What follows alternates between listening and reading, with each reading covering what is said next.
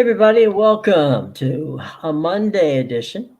It's Jim, it's Amadeus. It was a interesting weekend. Lots of crazy stuff going on. We now know who the finals are going to be in the NHL for the Stanley Cup, and Florida and Edmonton will square off for Lord Stanley's Cup, and it's going to be a fun series. Not so much for ABC and ESPN, but it'll be a good win for the fans. So, Amadeus, let's talk a little bit about. It's been a long time since the Canadian team has won.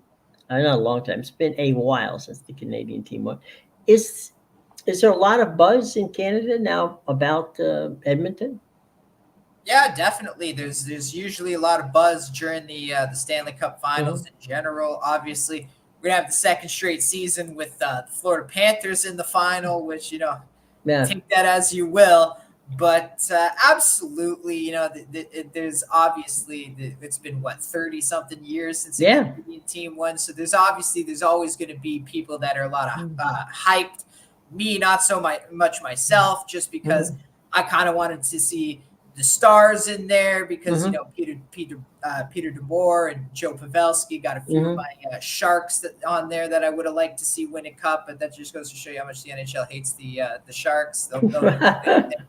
But yeah, no, it's great. Obviously, most of Canada is happy for Edmonton, but don't get me Hmm. wrong. Not every Canadian is cheering for Edmonton. There's a lot of people in Calgary that would rather see Florida take home this Yeah. cup, and I'm sure there's people in Montreal too who it's either the Canadians or nothing for Canada. So definitely it's polarizing, but I would say a majority is rooting for the Oilers up here. Well, I mean, there's Canadians on Florida's on the Florida Panthers, so they're actual players from Canada on there. So that's Majority of their team is Canadian, actually. yeah, exactly, with the Russian goalkeeper. So doesn't everyone have a Russian goalkeeper? I mean, isn't that a I requirement? feel like it's Russia, Finland, or like Sweden. Oh, Those that's seem true. to Yeah. be like the three goalie factories Yep. that nowadays, Yep. from Yeah. what I've noticed, right? And you know what, Finland, they've won quite a few gold medals in these junior tournaments and professional tournaments the last few years. So hey, Hmm. obviously they're doing something right on the ice in Finland, and it usually starts with the goalkeepers. So Absolutely. definitely, Build their way back. Yeah. So. exactly. All right. Well, we will monitor that because, folks, it doesn't start until Saturday, so don't worry about it. Got a whole week ahead of you. A whole week ahead of you to break it down, and so there you go. Had to start it on the Saturday. Right. Not much soccer on the European side left, and but we were talking in the pre-show about this is a time when some of the European teams begin to scout the potential people that they're going to poach from other teams, or guys who might be out there who may not have been on the radar a few weeks ago, but suddenly now they are available, and maybe they pull them up. Yeah, definitely. So the summer transfer window is approaching quickly, Hmm. and with that, you're going to get these types of things, especially in a Euro Cup year. There's nothing Hmm. better, really, as we saw 2 years ago when the World Cup was in Qatar. Hmm. There was a lot of players that made names for themselves in that tournament and ended Right. up getting signed by some of these larger European clubs because Hmm. maybe they weren't known that well before the World Cup, Hmm. but they performed well for their countries, and that's usually what you're going to see. So definitely, this is a big scouting time. Obviously, all the leagues have ended. Pretty much the Hmm. Champions League final on Saturday. Right. Congratulations to Real Madrid, but that signifies the end of the European season. Really, really supposed Hmm. to start the off season, but obviously not much of an off season. It's going to be a half Hmm. off season for some players this year with the Euro and Cup and Hmm. the Copa America. But yeah, absolutely. Teams are going to be looking at performance in this competition, and it's all going to be about because also with the summer transfer window, Hmm. contracts are expiring too. It's not just Sure. about this is our window to buy and sell players. contracts are expiring. Some players might just be leaving on their own on free transfers and go, like obviously Mbappe is a free transfer this summer. Wherever he goes, he can choose wherever he wants. So, these are going to be the things, but definitely the Euro Cup is a great, and the Copa America is great because it really shines a light on some of these individual talents that maybe don't get the playing time at their domestic club, or are a lot better than they come across there. And when put in the right situation, they can really flourish. So that's always nice. And yeah, we're definitely going to see, there's going to be a lot of names you didn't know about prior to the cup. You say, oh, hey, this guy's having a great season. Like, I'll give you one.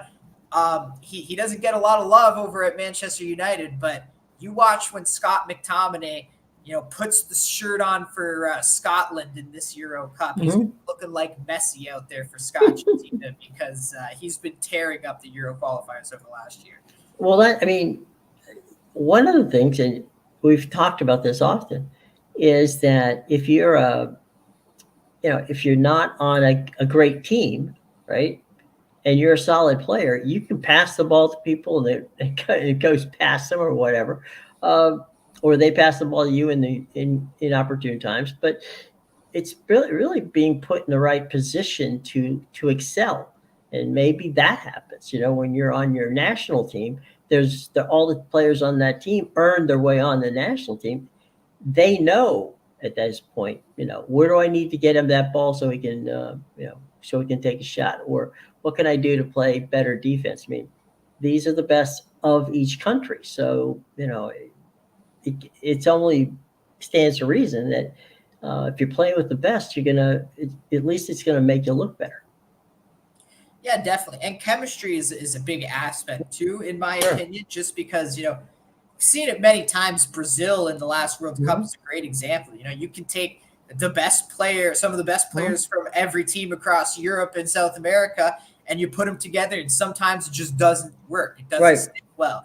And, maybe they'll overcome that for this Copa America. But as of right now, there's a chemistry issue. And everybody remembers that team a few years ago when Iceland, they were really good and came out of nowhere. Well, that was a team that didn't really have star talent, but they had chemistry and they played well together. And that's why they played so well and played themselves into positions to win. So definitely, individual talent is nice, but you're also going to see a lot of players elevated in this tournament because of the chemistry aspect. And maybe they're just, again, in this better situation where they're playing with someone who understands their game a bit better than someone at their domestic club.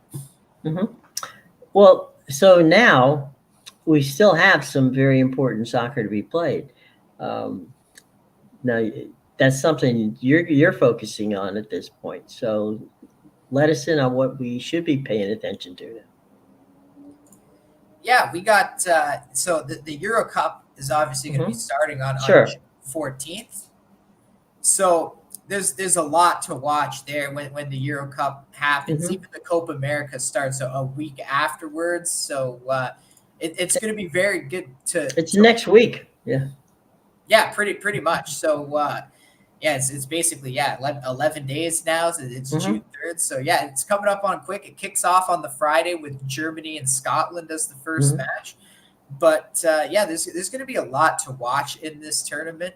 One of my personal favorites to win the Euro Cup this year is Spain at plus 800. I think Spain's going to be a team to watch in this tournament just because Spain's kind of been that team the last few years.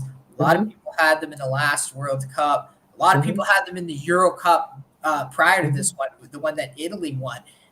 And a lot of the appeal on Spain is, they have a young team, a lot of energy, a lot of young talent, and they have developing superstars. Now over the last few years, they failed at the last Euro Cup. They failed. They got stopped by, I believe it was Morocco at the last World Cup.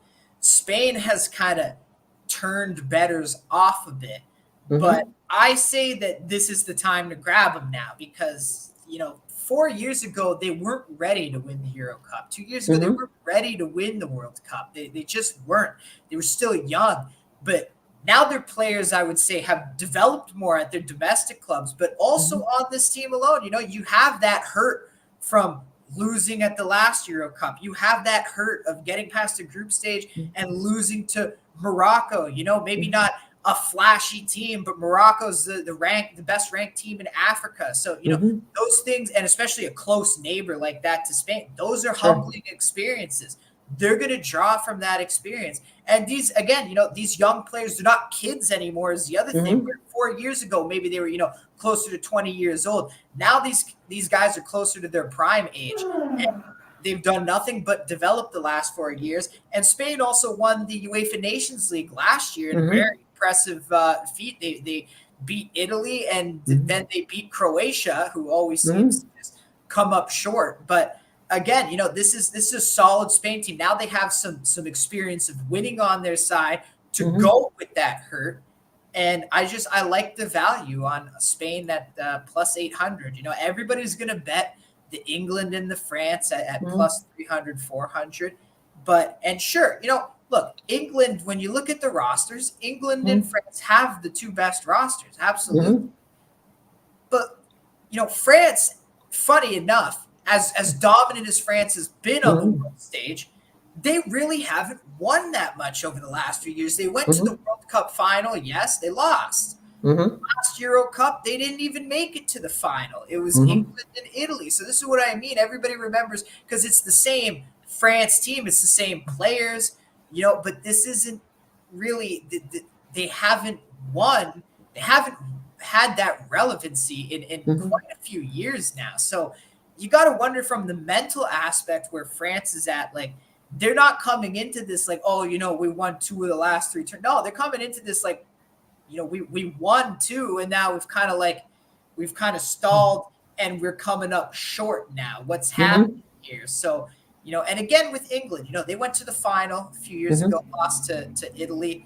They have the roster, but they have a manager who's an absolute clown. They were supposed to fire Gareth Southgate after the last World Cup.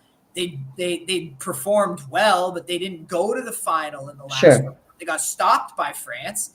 And again, they kept Gareth Southgate around. And look, he's not a bad manager in the sense where, tactically speaking, he's not a bad manager. What he's bad at is picking, he picks favorites. That's his big problem. He picks favorites, and he tends to keep more talented and deserving players off the pitch. And that has hurt them in the past. Like, for example, obviously he didn't have a great season, but he kept Marcus Rashford off the squad completely for this year's Euro Cup.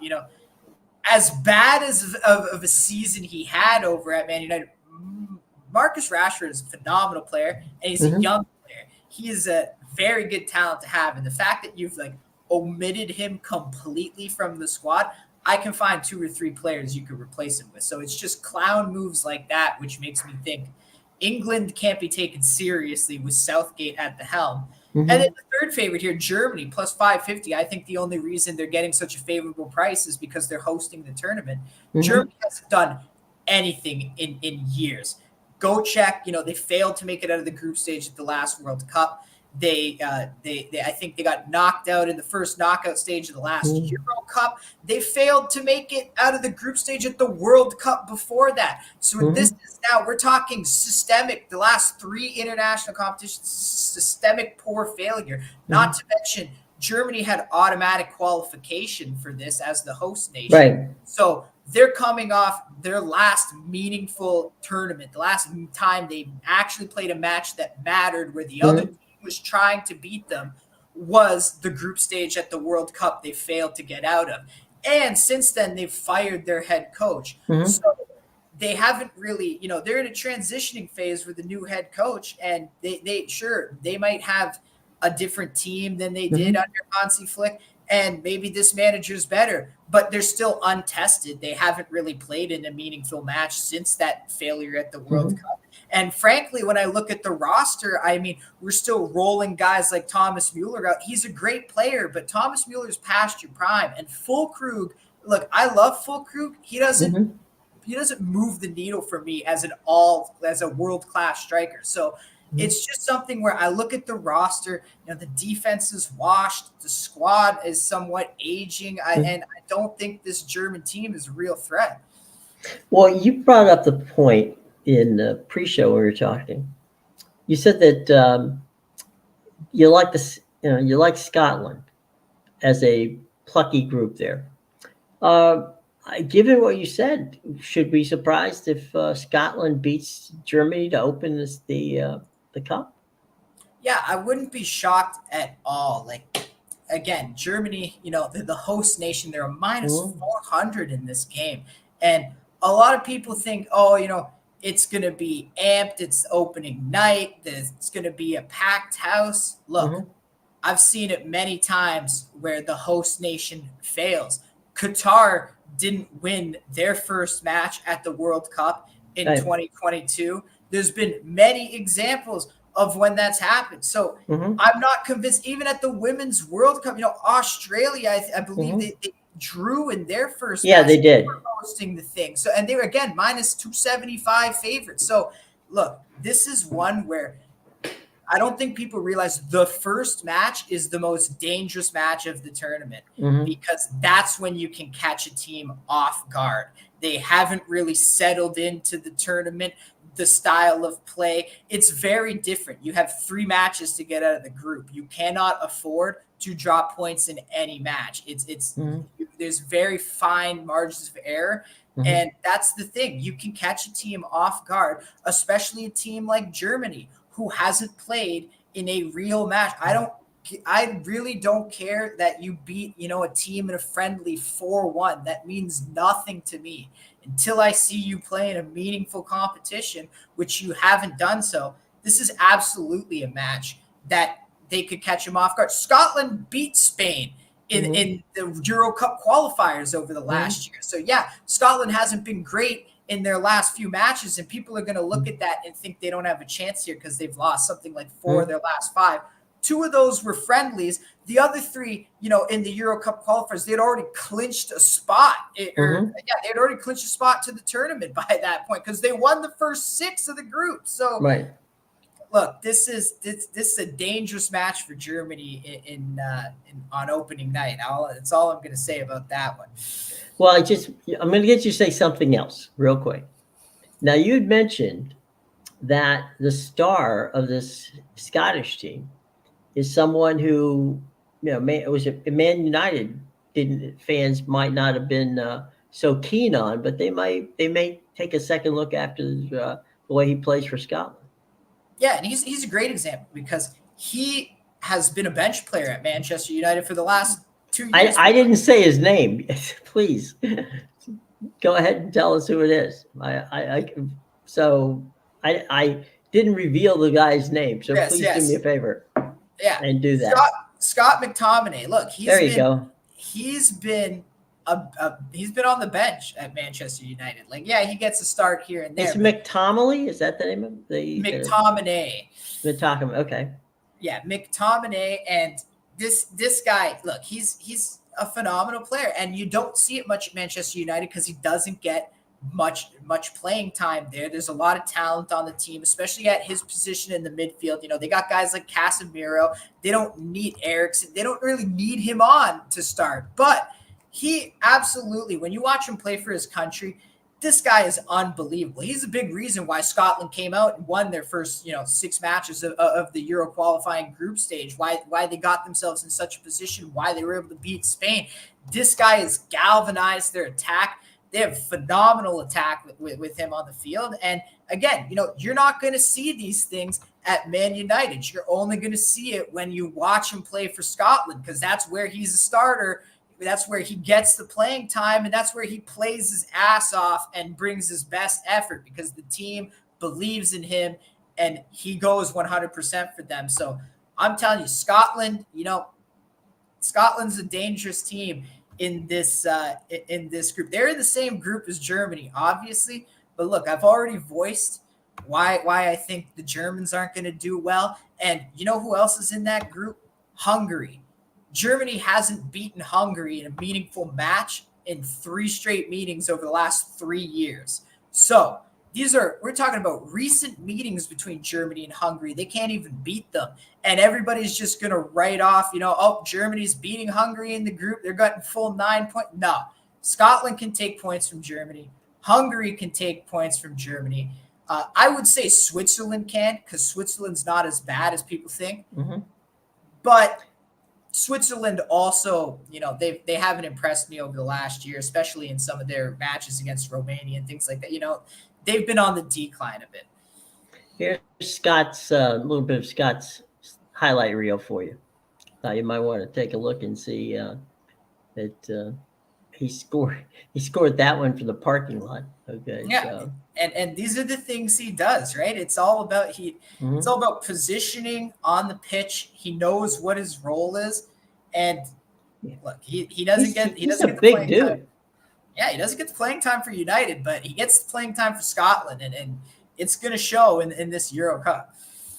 All right, cool. All right, there we go. All right, now moving on. We've got the situation where we've got what was I about? Oh, I'm sorry. What I was about to say was the scouting aspect of the transfer portal, the transfer window. I'm sorry. Who are some of the people we should be looking out for moving day here prior to that? Mbappe for sure, but Yeah, who else is going? He's the big one right now, because he is in essence a free agent. He can go wherever he wants. His contract is expired. It's a free transfer, as we call it in the soccer biz, but over here in North America, he's a free agent essentially and could go anywhere. But so Orlando is where he's going to come and going, right? Yeah, right. Well, that's what I was saying about Ronaldo with his. Obviously, he took the money to go play for Al Nassr, but right, it hasn't been going well for him in Saudi Arabia. Let's just say in 5 matches, they haven't beaten Al Hilal, who's the dominant team in the league. They usually, represent at the AFC Champions League. So Al Hilal is the team to beat.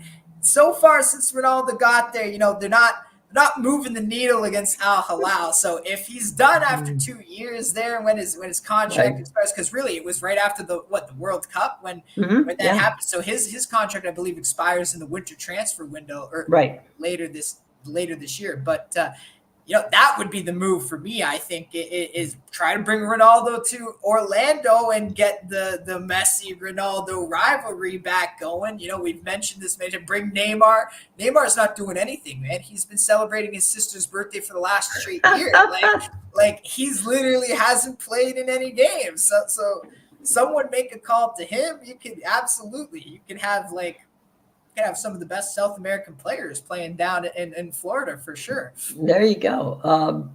Just for the record, because I think the same could be said of with the situation with Miami, right, and all of the stars they've got. Ronaldo has cashed checks so far, okay, of $600 million. So I think if he felt like, saying, maybe I'm going to get in on this, this MLS deal and just see what it's like and have some fun, and sell some more jerseys and make some more money in that aspect of it, it might not be a bad move for him to come to the MLS. Yeah, no, 100%. He loves cashing his check. That's definitely one thing Ronaldo likes to do. So at this point, man, you went to Saudi Arabia because nobody else wanted you and they had all that money to give you. If somebody in the States wants you, and you still want to keep playing, I don't know what you're doing. You have to go at this point because I don't know who else is going to take you. Right. But think of this, okay? Most athletes, and certainly most soccer players, have an ego. And if people aren't coming out to see them anymore, that ego gets hurt. You got to believe that Ronaldo lands on an MLS team, wherever that MLS team may be, that he'll have the same kind of effect, that Lionel Messi has. They'll be coming out to see him play. And once again, you'll see a stadium full of his shirts. That's not going to happen if he goes back and plays in Europe again. Yeah, and right. That's the thing. He left because he wasn't feeling loved Mhm. anymore. He went to Saudi Right. Arabia because they did want him, and that's great. Look, Yeah. hell, I Mhm. was shocked the other day. I was at the mall up here, Mhm. and there was a kid wearing an Al Nasser jersey. Kid was like 6 or 7 years old, and I couldn't Right. believe my eyes. I go, we're still buying Ronaldo's jersey even when he plays for Al Nasser. So that'll go to show you. And look, Yeah. it's great because if he comes to the MLS, it's no competition. Trust me when I say Right. that. Because if you're a Messi fan, you hate Mhm. Ronaldo, and if you're a huge Ronaldo fan, you hate Messi. So it's So like two you different can't lose. groups. You can't. Exactly right. He could do the same numbers as Messi, but it would be a completely different group of people. Right. And that's what you want to do. You want to get these guys, and you can have Neymar. You can, you know, his sister can come to the United States and they can have birthdays every week if they want. Yes, and unlike Messi, Ronaldo actually speaks English, so you Yeah. get that bonus as well. He doesn't refuse to learn the language. Right. Right. Well, here's the thing. Messi does speak English. He just doesn't choose to speak English. Okay. I know, and everybody's freaking out because they heard him say an English line, in I forget he was in Oh, some those. he He's made in like a a. cameo in a He's movie in or a. something. He's in a. Shoot. He is in a Hard Rock Cafe. Um, the Hard Rock hotels. Yeah, He, yeah, yeah. he's in a Hard Rock hotel commercial, That's what it is, right? And and he he says an says English he line. delivers a line in it, and Yeah, you're people like, were shocked because you never hear him speak English. Because right, look, he might know the language, but he chooses not to speak it, which is a little interesting. But anyway, yeah. I mean, so yeah, he for the cash, he learned the line. Okay, so there you go. That was that. But no, I think this is the opportunity. I mean, I hate to go back in time, but back in the NASL, I mean, that's what they did. They brought in Giorgio Canaglia. Giorgio at the time, he was a kind of loved person, but at the same time, he wasn't drawn the big the big money or the big following and in playing in Italy. So he came here. Same thing happened. Pele came because he thought that would be a good move for him. And Johan Cruyff came from over in Holland, and the whole situation of players on the back end of their careers came here to play, and everybody loved it. yeah, and look, there's two ways to look at it. Yeah, you can look at it like, oh well, they're on the back end of their career and they only came here because no one else wanted them. But you can also look at it like, they spent their whole career over in Europe. Like Right. people have seen him for the last 2 decades. They Hmm. don't want to see him anymore because there's young guys like Mbappe and all the Hmm. kids that are starting to come up, Holland and all the Jude Bellingham. So this is what I mean. And yeah, maybe they're past their prime when they come here, but this is a whole group of people that didn't get to watch them and go see them play in Hmm. person for 20 straight years. So it's still a nice experience to have to see, Messi or Ronaldo in person playing for the team you cheer for on top Right. of that. Well, and at the same time, you're developing a league because Yeah, those guys are teaching the players on their team how to be better. exactly. We've talked about my man Yeah. Julian Gressel over at Miami. Nasty kid. Yeah. What you want is you want to be able to, you know, the last thing you want to do, and this is in all sports, is embarrass yourself, on the same field with a somebody you idolize, and you're going to play to a higher level. It's going to force you to become better, because otherwise, guys like Messi or Ronaldo or whomever, they're not going to not only pass you the ball, they're not even think about you. So yeah, I mean, it's going to be interesting to see how that plays out. But there might be some interesting pickups by the MLS from what happens in the off season here, Yeah, because no, definitely. everybody has is on the back end of the career sometime. Yeah, 100%. You're gonna the MLS will they'll be looking at the Euro Cup and hell, Mhm. definitely the Copa America. It's in their own backyard this year, Right. so I don't see why they wouldn't be looking. It's gonna be running the same time as right down the street from an MLS team while they're playing. So yeah, absolutely, they're gonna have an eye on the Copa America. Maybe the eyes should be off the pitch though, just because a Mhm. guy like Edinson Cavani, he just retired for Mhm. Uruguay. He's not going to be in the Copa America now. Obviously, he's playing for his childhood club there, Boca Juniors, so it's going to be Mhm. hard to pry him away from there. But you never know, man. You never know. Mhm. Well, again, it's the marketplace, right? You want to be in a marketplace where you can maximize your brand, and that's really what is what the MLS can offer. I mean, they're not going to offer better soccer, but they can offer the world's largest uh, you know market from a standpoint of purchasing things. So if you want to be a star in a league where the world is learning about soccer more, go for it. That would be fun to have. Remember with the Rowdies in Tampa Bay, Rodney Marsh was had he basically played for Crystal Palace and pissed off everybody in the English Premier League. So it wasn't tough for Rodney to leave. I'm sure that about 400 people would have driven him to the airport. But once he got in the United States, he got he was on a group. The name of the team was the Rowdies. I mean, so that fit his personality perfectly. He's still there are people still talking about the day that Rodney got ticked off at one of the when the referee, and as he turned and mooned him, literally pulled his shorts down and mooned him in front of 40,000 people, and the place went nuts.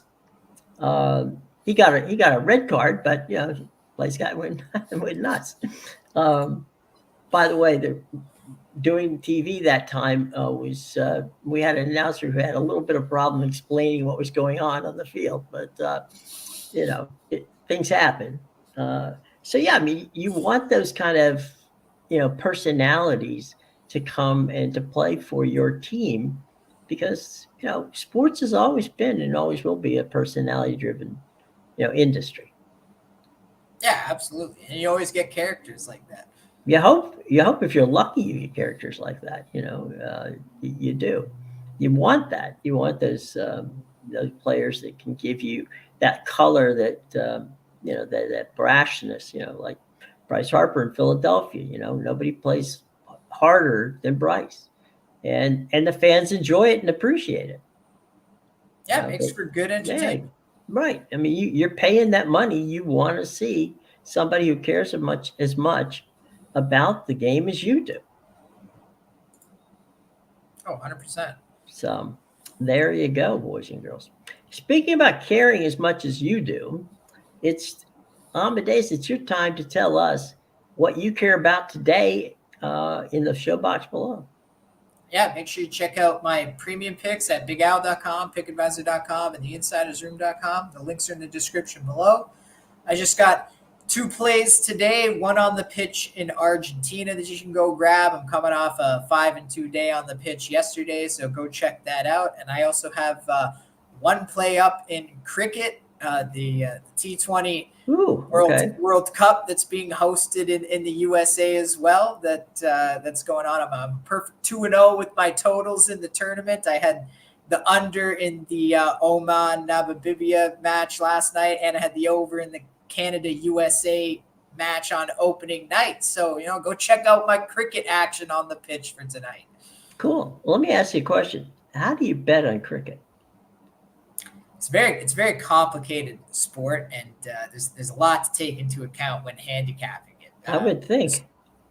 Yeah, there's a lot of it's tough to bet on sides because a lot of the favorites are very juiced, so you have to Mhm. try and bet on totals. But totals can be difficult because if the Oh my wrong God. team starts right, like earlier there was a there was a game between Sri Lanka and and South Africa, and like Sri Lanka only scores 77 runs in their half, then South Africa, I think they won the game with 80 or 81, because all you need to do is beat the other team, right? So it can really Right. affect the total. There's a lot really to take into account with cricket. I know that it's a very complicated sport from scoring wise. I mean, not to Yes. play it, but to score on scoring wise. And so, yeah, I would imagine it'd be very difficult to handicap. Yeah, it's actually, hitting is pretty easy. If you're there, if you're learning to play the sport, Hmm. it's very easy to learn how to hit the ball. I Yeah. think personally, I think what's tougher is the stance and the positioning you have to take on defense, because there's a lot of Hmm. ground you have to cover, and you have to cover 360 degrees basically. But I Right. think from an offensive standpoint, learning to hit the ball is easier than learning how to hit a baseball. Well, I was going to say, if you played baseball, because I had a friend, Douglas Mountbatten Hoyt from Jamaica, who uh, he, basically, I wanted to recruit him for our softball team on when we worked together at the TV station, and he said, "Fine, I'll play softball, but you have to play cricket." And I said, "Okay, fine." I mean, I was desperate to get him on the team, and so yeah, I learned how to play cricket. And to your point, it was much easier to hit a cricket ball than it was to hit a baseball. Yeah, And 100%. there was kind of like in some regards, because the way you swing, it was almost like a combination of baseball and golf because the Yeah, ball is it very is. low. So 100%, right? It's more of yeah, a golf swing motion. And with right. what makes cricket fun is you can hit it behind you, to the side, right back, Doesn't matter forward. where it goes, right? That's why I say it's harder to play defense, because you have to learn the positioning and things like that. And you have to be ready to catch the ball if it goes flying your way. You never know when it's going to go flying your way. Well, that was the thing that I was asking Doug whenever I said, "Well, they fouled that off." He goes, "No, they didn't foul that off. You got to catch that. Don't let That's it four fall. runs. You're right. Don't let that run. Don't let that drop." So it's like, oh, okay. And so yeah, it's actually once you play it, you realize why people have fun with it. Yeah, 100%. So there you go. All right, everybody. Well, speaking of having fun, we had fun today on Monday. We'll be back here on Tuesday. We'll take a look at Major League Baseball tomorrow, see what's going on, because we're cruising toward that halfway point in Major League Baseball. And there are teams that are really beginning to heat up. So we'll have to see how that whole thing plays out, and we'll get there. But until that time, we're going to leave you with check out the show box below. Get a chance, do us a favor, leave us a comment. Hit the subscribe button and hit the bell so you know when we're going to be on every day, sometime a little after 2 o'clock each day. All right, everybody? Till tomorrow. For Amadeus, I'm Jim. Take care. Bye-bye.